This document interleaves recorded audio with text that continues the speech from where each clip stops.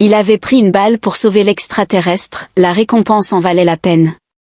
James Drake se tenait sur le pont d'observation de la station Arcturus, regardant le lever de soleil sur Terre peindre les flèches cristallines en nuances d'or et de cramoisi. Son reflet dans la vitre renforcée montrait un homme qui ressemblait plus à un diplomate qu'à un spécialiste de la sécurité, exactement comme prévu. La veste formelle dissimulait parfaitement son gilet tactique, et la légère bosse de son arme de poing pouvait passer pour un communicateur aux yeux non avertis. Dernière vérification de sécurité terminée, crachota la voix du lieutenant Rivera dans son oreillette. Le VIP arrive dans 10 minutes. Comment ça se passe de là-haut? James balaya la foule rassemblée en dessous, corps diplomatique, représentant des mondes indépendants, et assez de médias pour remplir une soute. Quelque chose de suspect pendant la vérification? Rien d'évident, mais... Rivera hésita. Première fois que je vois un vulpérien de près. Ça se voit autant que ça? Tu as ce regard. Les briefings ne leur rendent pas justice, surtout à l'ambassadrice Nixus. Essaie juste de ne pas fixer sa queue, ou ses oreilles, ou vraiment n'importe quelle partie d'elle, en fait. Peut-être regarde juste le sol. James sourit malgré lui. Les vulpériens étaient la dernière espèce à avoir établi un contact avec l'humanité, et de loin la plus fascinante. Il avait étudié leur dossier en profondeur depuis qu'il avait accepté cette mission de sécurité, mais les images HD ne pouvaient tout capturer. En parlant de briefing, dit James, des infos sur pourquoi ils ont demandé un conseiller en sécurité humain? Leurs propres équipes de protection sont censées être de premier ordre. On dit que l'ambassadrice t'a demandé spécifiquement. Quelque chose à propos de ta gestion de la crise des centaures l'année dernière qui aurait attiré son attention. James avait passé 6 mois à résoudre ce cauchemar diplomatique, mais il n'avait pas réalisé que la nouvelle s'était répandue au-delà de l'espace humain. L'opération avait nécessité un équilibre délicat entre force et retenue, et avait failli lui coûter sa carrière lorsqu'il avait choisi de sauver des civils au lieu de sécuriser l'objectif. Les portes incurvées de la station s'ouvrirent doucement, et James oublia toute sa préparation. L'ambassadrice Nixus bougeait comme une graisse liquide donnée forme. Sa fourrure rousse captait la lumière stellaire à travers la vitre, créant une auréole de cuivre et d'or autour d'elle. Ses oreilles de renard pivotaient avec une attention précise vers chaque conversation environnante, et sa queue, malgré l'avertissement de Rivera, hypnotisait par ses mouvements fluides. Elle portait ce qui semblait être une armure cérémonielle, bien qu'elle couvrait beaucoup moins que ce que les sensibilités humaines auraient préféré. Impressionnante, n'est-ce pas? Rivera apparut à son coude avec 2 verres de champagne synthétique. Rappelle-toi, tu es ici pour la protéger, pas pour l'admirer. James accepta le verre, mais continua à balayer la foule du regard. C'est pour ça que je suis ici, meilleure vue, moins de chances de... Il s'interrompit en remarquant quelque chose d'étrange dans sa vision périphérique. De quoi? Demanda Rivera en suivant son regard. Les motifs lumineux ne sont pas corrects. James posa son verre intact. L'architecture cristalline de la station crée des angles de réflexion spécifiques. Il y en a un qui ne devrait pas être là. Grâce à des années d'entraînement et d'expérience, James avait appris à faire confiance à son instinct. Quelque chose n'allait pas dans la façon dont la lumière rebondissait sur une colonne particulière. Il activa le mode d'amélioration de son affichage tactique, et son cœur manqua un battement. Un viseur laser, presque invisible à l'œil nu, balayait la foule. James se mit déjà en mouvement lorsqu'il repéra sa cible, le point cramoisi était fixé sur la fourrure rousse de Nixus, juste entre ses omoplates. Il avait exactement une demi-seconde pour prendre une décision qui changerait à jamais 2 civilisations. Il n'hésita pas. La balle destinée à la diplomate vulpérienne traversa son gilet tactique à la place. Une douleur brûlante explosa dans sa poitrine alors qu'il la plaquait derrière une colonne cristalline. Les yeux ambrés de Nixus s'écarquillèrent de choc, que ce soit à cause de l'attaque ou d'un humain la défendant, il ne pouvait pas dire. Ses oreilles de renard s'aplatirent contre sa tête, sa queue se hérissant d'alarme. Resté à couvert, grognatait-il entre ses dents serrées, le sang s'infiltrant entre ses doigts alors qu'il pressait la blessure. La gravité artificielle de la station semblait 2 fois plus lourde alors que sa vision se brouillait. « Vous êtes blessé ?» déclara Nixus, sa voix portant un tri musical commun à son espèce. Elle tendit une main délicate, ses griffes rétractées, manifestant son inquiétude. C'est un risque du métier, tenta James avec un sourire, mais cela ressemblait davantage à une grimace. Faire partie de la sécurité diplomatique signifie offrir réellement cette sécurité. D'autres tirs crépitèrent autour d'eux, frappant la colonne cristalline qui vibrait à chaque impact, sa résonance changeant de tonalité comme un instrument de musique mortelle. James entendait enfin les forces de sécurité de la station arriver, leurs bottes martelant le corridor. L'assassin va s'échapper par le conduit de maintenance, dit Nixus, ses pupilles verticales se dilatant alors que son nez sensible reniflait l'air. Votre espèce ne peut pas suivre leur odeur, mais je le peux. Alors aidez-moi à me relever, répondit James en tirant son arme avec sa main libre. On ne peut pas les laisser s'enfuir. Nixus l'étudia un instant, ses oreilles pivotant pour capter des sons distants. Vous perdez une quantité significative de sang, mais vous voulez poursuivre? Madame, je n'ai pas pris une balle pour les laisser essayer à nouveau plus tard, rétorqua-t-il. Un léger jappement amusé s'échappa de sa gorge. Peut-être que je me trompais en pensant que les humains étaient des créatures fragiles. Elle l'aida à se lever avec une grâce impossible, soutenant son poids comme s'il était léger comme une plume. Sa queue s'enroula autour de sa taille, l'aidant à se stabiliser. Mais vous êtes certainement des êtres téméraires, ajouta-t-elle. Alors qu'ils avançaient pour intercepter l'assassin, James remarqua que la douleur dans sa poitrine commençait à s'atténuer là où sa fourrure touchait sa peau. Il nota mentalement cette observation pour plus tard, en supposant qu'il survive aux prochaines minutes. La poursuite se termina dans une baie d'amarrage privée où ils ne trouvèrent que des moteurs encore chauds et une odeur persistante qui fit se dresser les oreilles de Nixus avec rage. La douleur dans la poitrine de James irradiait en vagues brûlantes, et les bords de sa vision commençaient à s'effacer. La dernière chose dont il se souvenait, c'était que Nixus l'attrapait alors qu'il tombait, sa fourrure commençant à briller d'une lumière surnaturelle. 3 jours plus tard, James se réveilla dans l'infirmerie, entouré de médecins perplexes et de moniteurs bipants. Les murs blancs et stériles le rendaient déjà fou, mais les médecins insistaient pour le garder sous observation. La balle a raté vos organes vitaux, mais quelque chose dans la blessure ne guérit pas correctement, expliqua le docteur Chen en fronçant les sourcils devant ses graphiques. Votre système immunitaire a une réponse inhabituelle. Les agents de guérison synthétique sont rejetés, mais pas d'une manière que nous avons déjà vue.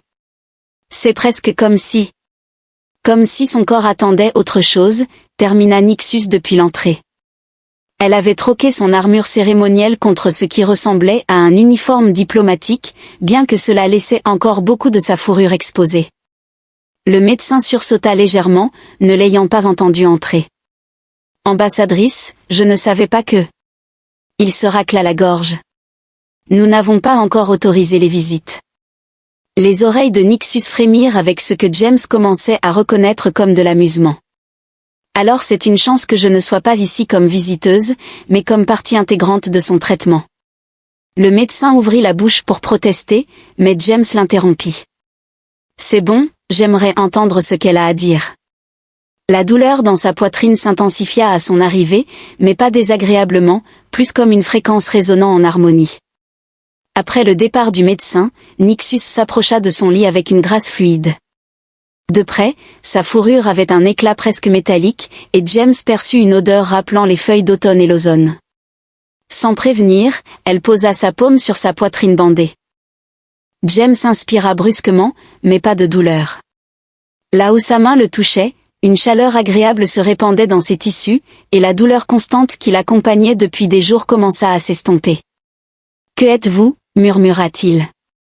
La guérison vulpérienne nécessite un contact direct, expliqua-t-elle, ses yeux ambrés fixés sur lui. Notre fourrure contient des cellules spécialisées capables d'interagir avec d'autres systèmes biologiques. C'est pourquoi nous portons rarement des vêtements dans notre propre société, bien que nous nous adaptions à des fins diplomatiques. La chaleur continua de se diffuser, et James aurait juré voir sa fourrure briller légèrement là où elle touchait sa peau. Pourquoi ne pas l'avoir mentionné avant ? Ses oreilles s'aplatirent légèrement, et James devina que c'était de l'embarras. C'est intime, normalement réservé aux membres de la famille ou aux partenaires de vie. Le mot resta suspendu dans l'air entre eux. James devint brusquement conscient de leur proximité, de la manière dont son frêle corps parvenait à lui donner un sentiment de petitesse malgré leur différence de taille. Sa main resta sur sa poitrine, toujours rayonnante de cette chaleur guérissante. « Quand vous m'avez rattrapé dans la baie d'amarrage, dit-il lentement, votre fourrure brillait déjà. »« Instinct, » admit-elle.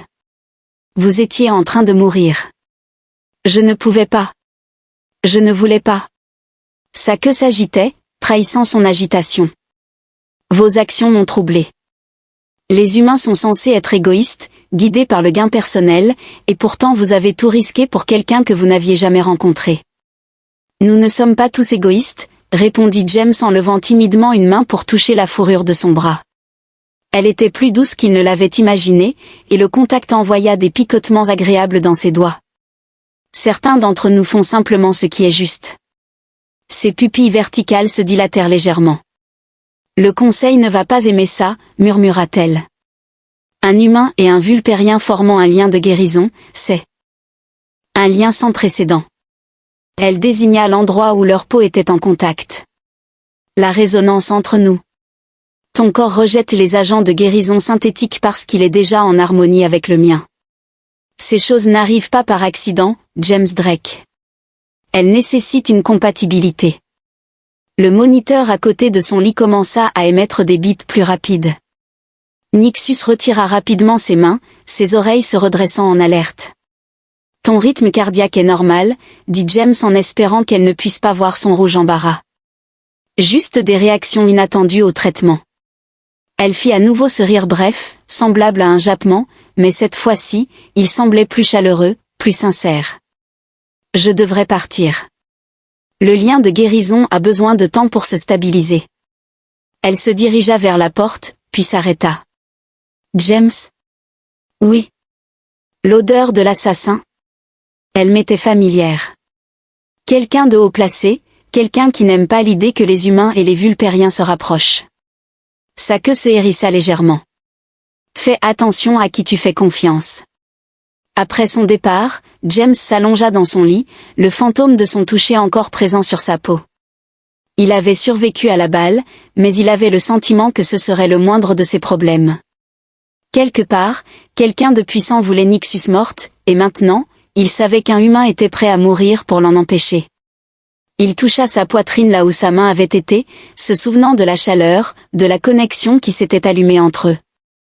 Les médecins ne comprenaient peut-être pas ce qui lui arrivait, mais son corps, lui, le savait. Il changeait, s'adaptait, aspirant à quelque chose de nouveau, de merveilleux et de terrifiant à la fois. Partenaire de vie, avait-elle dit. Le mot résonnait dans son esprit alors qu'il s'endormait, ses rêves remplis de fourrure rousse et de lumière stellaire.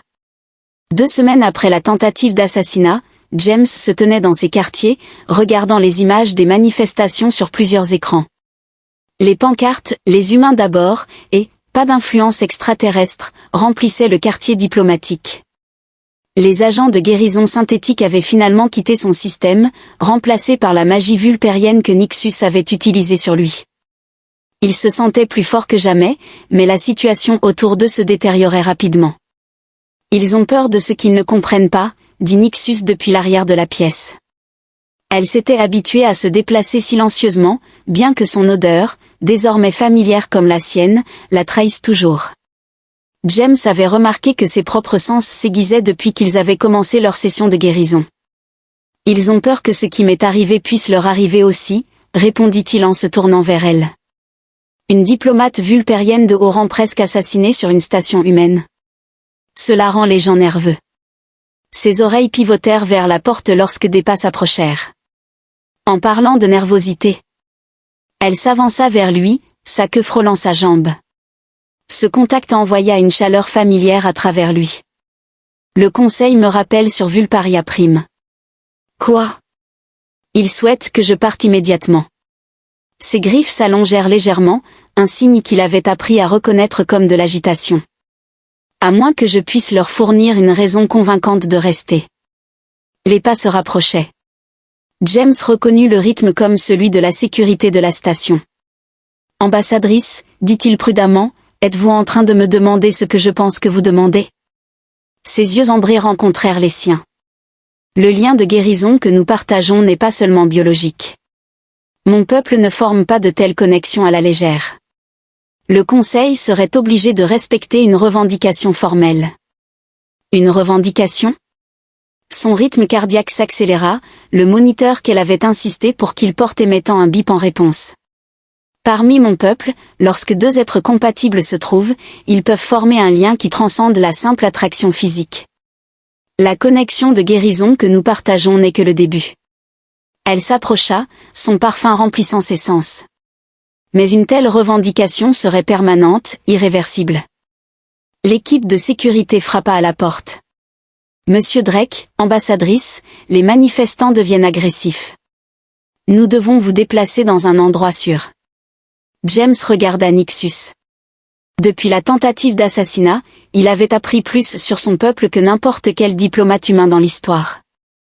Il avait ressenti son pouvoir de guérison, témoigné de sa force et de sa grâce, et s'était retrouvé de plus en plus attiré par son intelligence féroce et son humour subtil. Il prit sa main, sentant cette chaleur familière se répandre à travers lui. Comment rendons-nous cette revendication officielle ? Ses oreilles se dressèrent et sa queue s'agita joyeusement. Comme ça, murmura-t-elle, avant de l'attirer dans un baiser. La porte s'ouvrit juste au moment où leurs lèvres se rencontrèrent. James entendit les pas gênés de l'équipe de sécurité, mais il était trop perdu dans la sensation pour s'en soucier. La fourrure de Nixus semblait briller là où il se touchait, et un bourdonnement agréable envahissait son esprit. Il pouvait ressentir ses pensées, ses émotions, couler en lui comme une lumière d'étoile. Quand ils se séparèrent enfin, il remarqua que sa peau avait une légère teinte argentée là où sa fourrure l'avait effleurée. « Eh bien, dit-il, légèrement essoufflé, cela devrait donner matière à réflexion au Conseil. »« C'est plus que cela, dit-elle doucement. Le lien se forme plus rapidement que je ne l'avais prévu. Tes gènes doivent être particulièrement compatibles. » Elle toucha sa poitrine là où la balle l'avait blessée. « Tu commences déjà à changer. Cela serait permanent, il n'y aurait aucun retour possible à ce que tu étais avant, une transformation complète. Ce qui t'arrive maintenant n'est que le début. Je pourrais déclencher la métamorphose complète, mais... » Ses oreilles s'aplatirent. « Tu deviendrais comme moi, ni totalement humain, ni totalement vulpérien, une toute nouvelle sorte d'être. » James leva une main tremblante pour toucher son visage. L'éclat argenté de sa peau correspondait à celui de sa fourrure là où ils étaient en contact. « Déjà en train de changer, murmura-t-il. Autant bien le faire. » Les yeux de Nix brillèrent d'une lumière intérieure. « Je t'aime, dit-elle, peu importe ce qui arrive ensuite. » Puis, elle le mordit violemment là où son épaule rencontrait son cou. La douleur jaillit à travers lui, suivie par autre chose, quelque chose qui ressemblait à de la lumière d'étoile circulant dans ses veines. La dernière chose qu'il vit avant de perdre connaissance fut sa main pressée contre sa fourrure, commençant à briller d'un éclat métallique qui lui était propre. Sa dernière pensée fut que certains changements valaient tous les sacrifices, et qu'il prendrait volontiers 100 balles pour protéger celle qui lui avait montré cela. James se réveilla dans un monde de sens intensifié. Sa peau ondulait avec un éclat métallique, et il pouvait tout sentir, y compris les 3 médecins qui se disputaient à l'extérieur de sa chambre au sujet de son état. Leurs battements de cœur formaient des rythmes distincts dans ses oreilles, et leurs émotions étaient claires dans leurs effluves. La transformation est stable, dit Nixus depuis son chevet. Sa queue était entrelacée avec la sienne. Sa propre queue, grise argentée et encore étrange pour lui, bougeait doucement. Tu es le premier humain à survivre au changement, le premier à même l'avoir tenté. Il tendit ses nouvelles griffes, les regardant s'étendre et se rétracter avec fluidité. Un miroir sur le mur d'en face lui renvoya son reflet, des traits familiers rendus exotiques par des oreilles pointues qui bougeaient indépendamment, des pupilles verticales dans ses yeux désormais ambrés, et une fourrure lisse qui captait la lumière comme de l'acier poli. « Le Conseil est furieux, dit-elle, ses oreilles s'agitant avec amusement. Mais les preuves que nous avons découvertes sur le complot de leur faction les occupent passablement. Il est difficile d'exiger mon exil quand la moitié de leurs membres sont jugés pour tentative de génocide. L'arme biologique des traditionalistes était censée cibler les capacités de guérison de l'ADN vulpérien, la chose même qui rendait possible le lien avec les humains. Au lieu de cela, elle avait prouvé que de tels liens pouvaient créer une immunité grâce à l'adaptation. La réaction de la Terre fut mitigée mais largement positive après la révélation complète de l'histoire. Elle l'aida à se lever, le soutenant alors qu'il s'habituait à son nouvel équilibre. Les applications médicales seules les enthousiasment. Ton dossier militaire, combiné aux capacités de guérison vulpérienne, va révolutionner les soins traumatiques. Plusieurs hôpitaux demandent déjà à étudier notre lien. James regarda leur reflet dans la fenêtre, sa fourrure rousse complétait parfaitement son gris argenté. Il apprenait à lire les émotions dans les mouvements de queue et les positions des oreilles, tout comme elle décodait les expressions humaines. Les manifestants sont partis, nota-t-il en regardant vers le quartier diplomatique où des foules en colère s'étaient rassemblées il y a quelques jours. Incroyable à quel point les opinions changent rapidement face à des preuves irréfutables de compatibilité. Elle frotta son cou là où elle l'avait mordu, envoyant des frissons agréables dans son dos. Bien que, je pense que nous avons donné une sacrée frayeur à l'équipe de sécurité. Le lieutenant Rivera ne peut toujours pas nous regarder sans rougir. James rit, un mélange de rire humain et de jappement vulpérien. Je dirais que prendre une balle, 2 fois, pour toi en valait la peine. 2 fois, demanda-t-elle en levant un sourcil, un geste très humain qu'elle avait appris de lui. N'en fais pas une habitude. J'ai des façons beaucoup plus agréables de te montrer ma reconnaissance maintenant. Comme pour démontrer ses paroles, elle l'attira dans un baiser. Leur fourrure brilla là où elles se touchaient, illuminant la pièce comme une galaxie privée d'étoiles. À travers leurs liens, il pouvait sentir son amour, sa fierté, et sa joie féroce pour ce qu'ils étaient devenus ensemble. Dehors, la station bourdonnait d'activité, des diplomates humains et vulpériens rédigeaient de nouveaux traités, stimulés par la preuve vivante que leurs espèces pouvaient être bien plus que de simples alliés.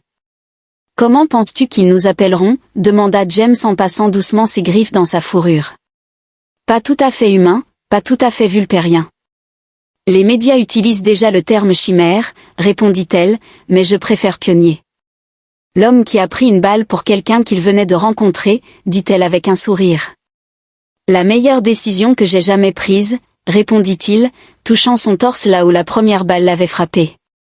La plaie avait disparu, pas même une cicatrice ne restait. « Tu savais que cela pourrait arriver quand tu as commencé à me soigner, demanda-t-il. Ses oreilles frémirent avec malice. Je soupçonnais que nous pourrions être compatibles, ta réaction au premier contact était prometteuse. Mais je n'aurais jamais imaginé que nous établirions un lien aussi rapidement. Elle se rapprocha de lui. Vous, les humains, êtes remarquablement adaptables. Et vous, les vulpériens, êtes pleins de surprises. À travers leurs liens, il ressentait sa certitude qu'ils avaient trouvé quelque chose de rare et précieux, malgré l'exil de son monde natal et les changements apportés à son humanité. Dehors, la terre tournait en dessous, tandis que les étoiles les appelaient au-dessus. Ils étaient quelque chose de nouveau dans l'univers, les premiers de leur espèce, mais certainement pas les derniers. La récompense pour l'avoir sauvé n'avait pas seulement été la survie, ni même l'amour, c'était l'évolution elle-même, la chance de devenir quelque chose de plus grand qu'il ne l'aurait jamais imaginé seul. Et cela valait tous les sacrifices.